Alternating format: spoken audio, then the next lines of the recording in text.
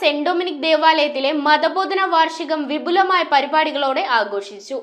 ഫരീദാബാദ് രൂപത സഹായമെത്രാൻ മാർ ജോസ് പുത്തൻവീട്ടിൽ ആഘോഷങ്ങളുടെ ഉദ്ഘാടനം നിർവഹിച്ചു. ആലുവ സെന്റ് ഡൊമിനിക് ദേവാലയത്തിൽ മതബോധന വാർഷികം വികാരി ഫാദർ ജോസഫ് കരുമത്തിയുടെ അധ്യക്ഷതയിലാണ് നടത്തിയത്. ആഘോഷങ്ങളുടെ ഉദ്ഘാടനം മാർ ജോസ് പുത്തൻവീട്ടിൽ നിർവഹിച്ചു. ക്രൈസ്തവ വിശ്വാസം പങ്കുവയ്ക്കുന്നതിൽ മാതാപിതാക്കൾക്കും കുടുംബത്തിനുമുള്ള പങ്കിനെക്കുറിച്ച് അദ്ദേഹം ഉദ്ഘാടന പ്രസംഗത്തിൽ പറഞ്ഞു. സഹവികാരി ഫാദർ അതുൽ മാളിയേക്കൽ, ട്രസ്റ്റിമാരായ വിൻസെന്റ് തോട്ടത്തിൽ, ഫ്രാൻസിസ് തോമസ്, ഇടവക vice chairman Dominic Kavungal, HM. Preeja Sajeev, secretary Paul Payyappilly, PCC president Saji George Payyappilly, Jose Praveen, Bindu Binoy തുടങ്ങിയവർ ആശംസകൾ അർപ്പിച്ച് സംസാരിച്ചു. News bureau, Aluva.